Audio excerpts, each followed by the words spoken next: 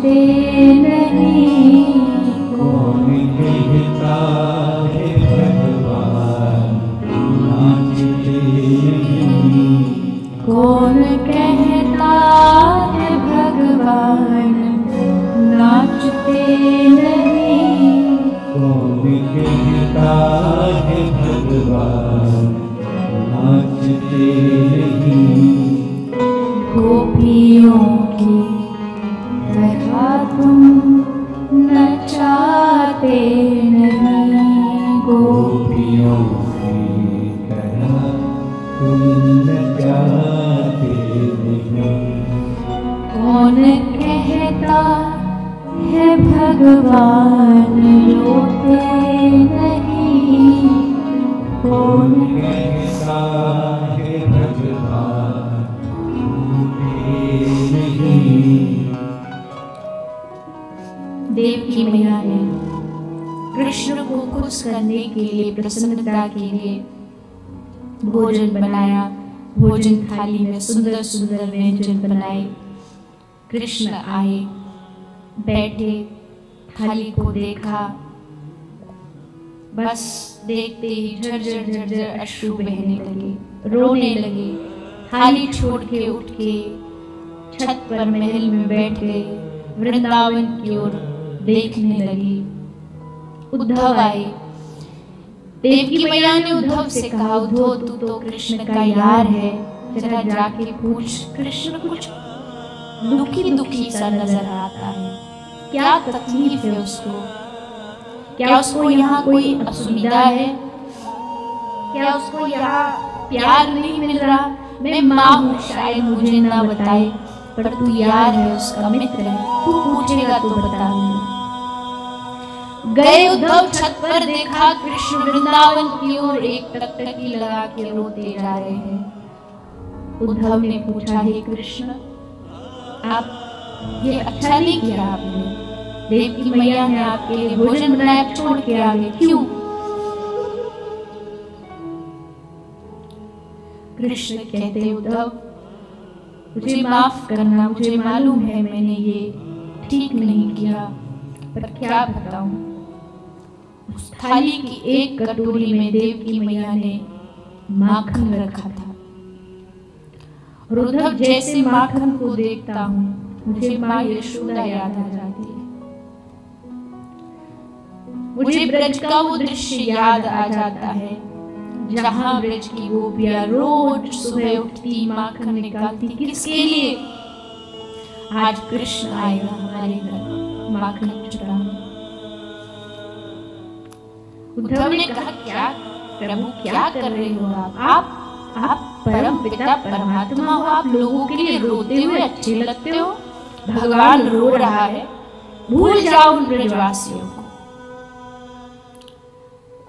ठाकुर जी धैर्य नहीं धर पाए, हिलकियों से रो पड़े, उधो मोहे ब्रज बिसरत नहीं। मैं खुद को भूल सकता हूँ, लेकिन मैं उन भोले ब्रजवासियों को कैसे भूल जाऊं, जो जीते मेरे लिए, जो खाते मेरे लिए, जो जिंदा इसलिए है। क्या पता कृष्ण वापस आ जाए, और जब आएगा तो पूछेगा कि मैया कहाँ है। नंद बाबा कहते, मैं क्या जवाब दूंगा, इसलिए जीवित है कि कब कृष्ण वापस आ जाए। आते समय मैंने एक शब्द कहा था, परसों वापस आ जाऊंगा। परसों के उस एक वाक्य ने बरसों बीत गए, पर ब्रजवासियों का विश्वास नहीं टूटा। कन्हैया आएगा, कृष्ण आएगा।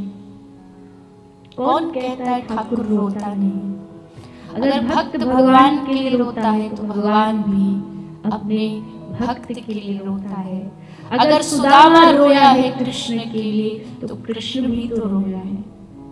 अपना सारा वैभव भूल गए, पीतांबर फेंक दिया, मुकुट फेंक दिया, द्वारपाल पीछे भाग रहे हैं, द्वारिकाधीश रुक जाइए, रुक जाइए, हम लाते हैं आपके मित्र को भीतर। पर ठाकुर जी किसी की सुनने वाले नहीं।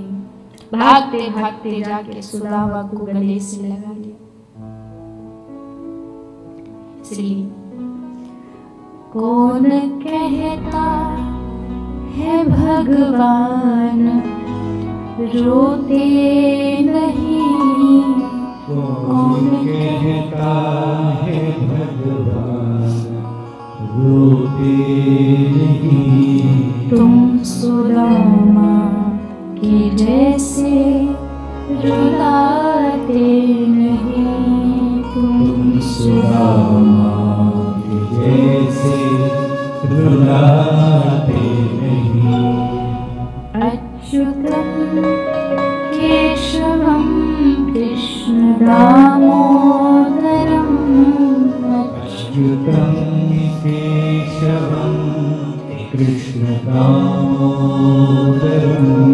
राम नारायणं जानकी वल्लभं। राम नारायणं जानकी वल्लभं। पाते जा रहे हैं केला का छिलका बड़े आनंद से, मानो आज तक कभी भोजन ना पाया हो ऐसे ठाकुर जी पा रहे हैं। इतने में ही विदुर जी घर आए। विदुर ने देखा रे बावली क्या कर रही है, भगवान को छिलका खिला रही। प्रभु रुक जाओ अभी आप रुको, इस बावली को कुछ होश नहीं है, मैं खिलाता हूँ।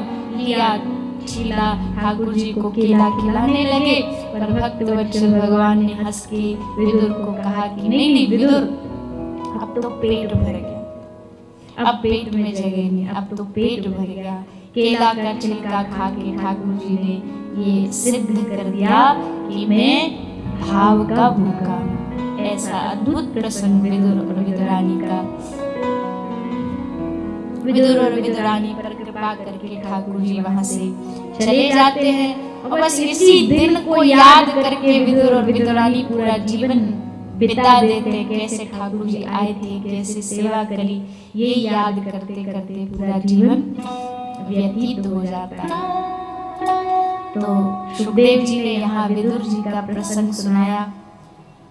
इसके उपरांत सुखदेव जी सृष्टि प्रकरण सुनाते हैं। सृष्टि ब्रह्मा जी की 3 पुत्रियां, ब्रह्मा जी के पुत्र मनु महाराज और उनकी पत्नी शत्रुपा महारानी।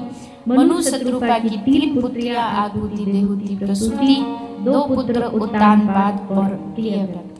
उनका चरित्र सुनाते हैं।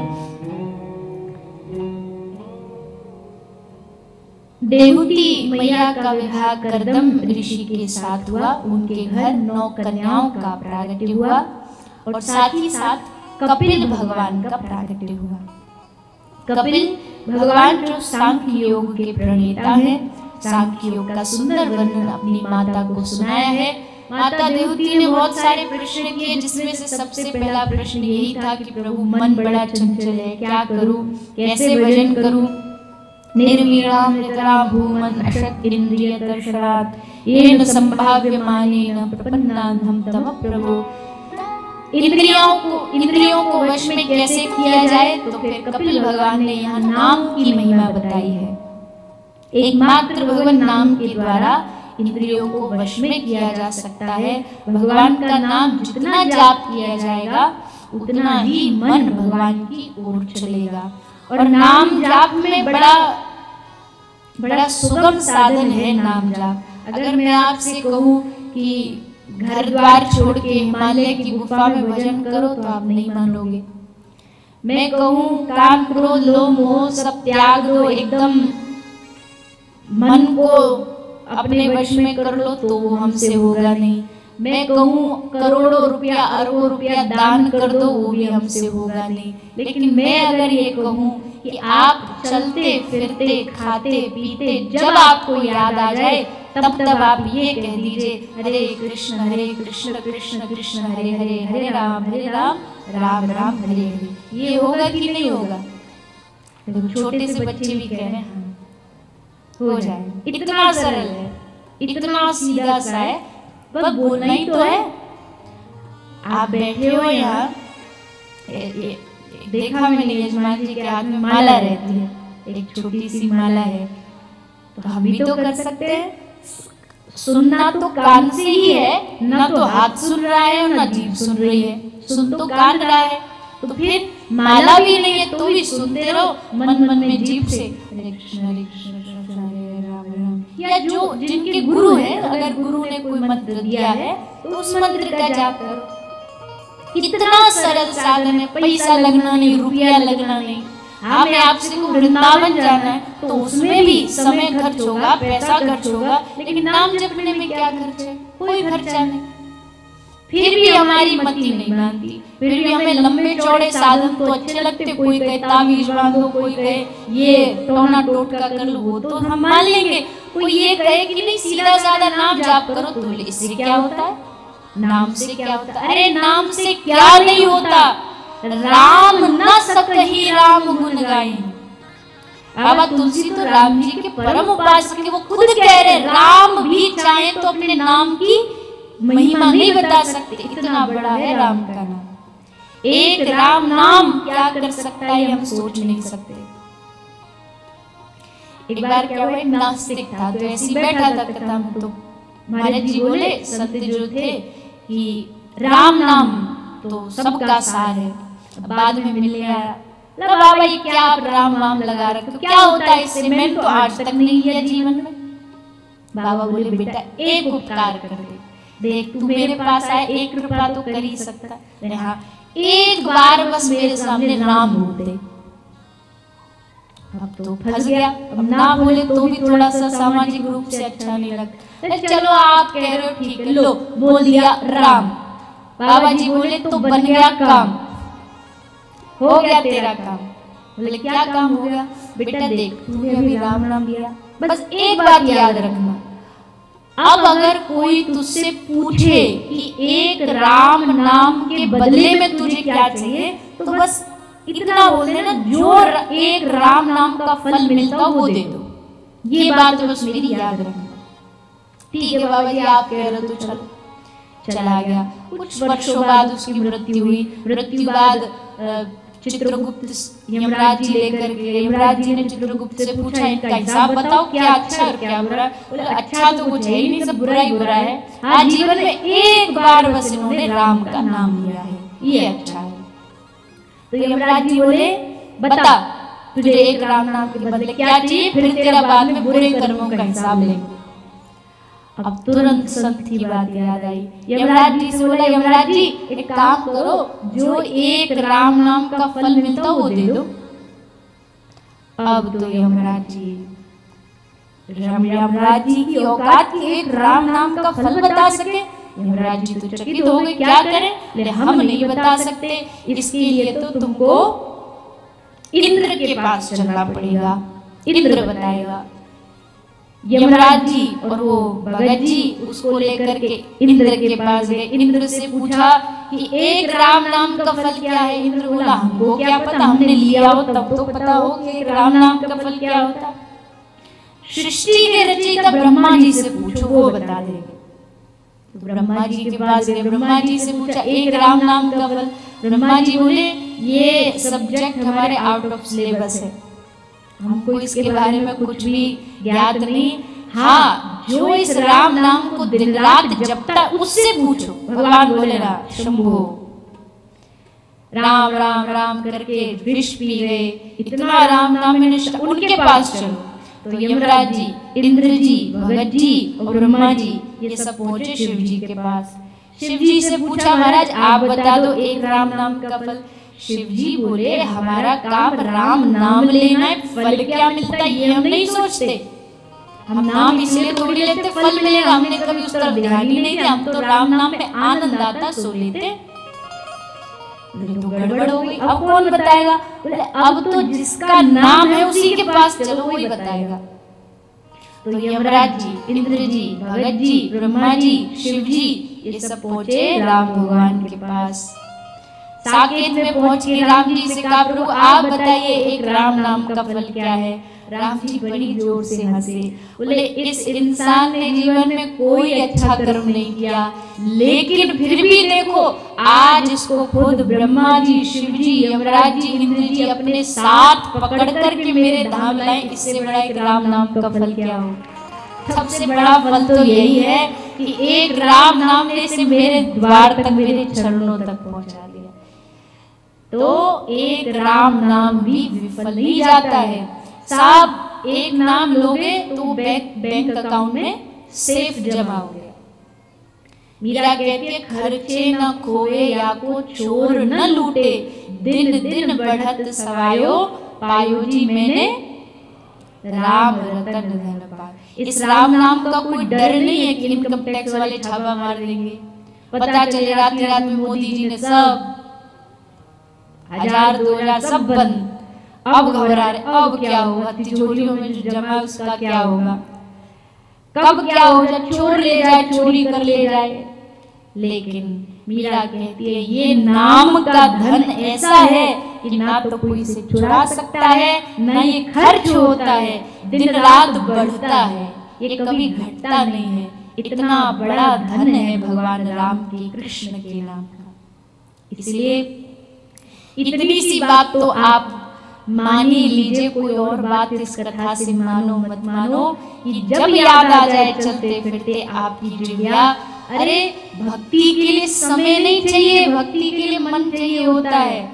कितना 24 घंटे का कितना समय हम बर्बाद करते हैं हम सोच नहीं सकते। लेकिन नाम तो साधारण है, गाड़ी चला रहे हो तो ले लो, भोजन बना रहे हो तो ले लो, बेड पे सो रहे हो तो नींद नहीं आ रही तो उस समय ले लो। इसमें गया क्या, इसमें घाटा क्या है, मुनाफा ही मुनाफा है। संत महापुरुषों ने पूरे जीवन का निचोड़ ला के रखा, एक राम नाम, एक कृष्ण नाम। इसलिए नाम की अत्यंत अत्यंत महिमा है। आइए एक बड़ा प्यारा सा मारवाड़ी भजन है जिसमें नाम जाप के लिए आदेश दिया जाता है, तो सब बड़े भाव से और आनंद से साथ में गाएंगे।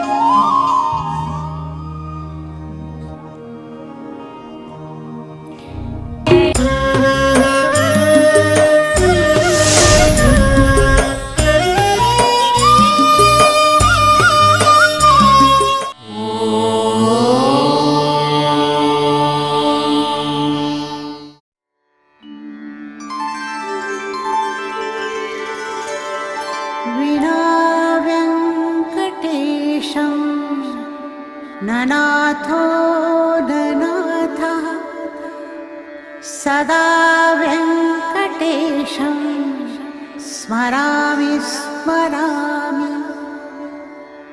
हरे वेङ्कटेश प्रसीद प्रसीद,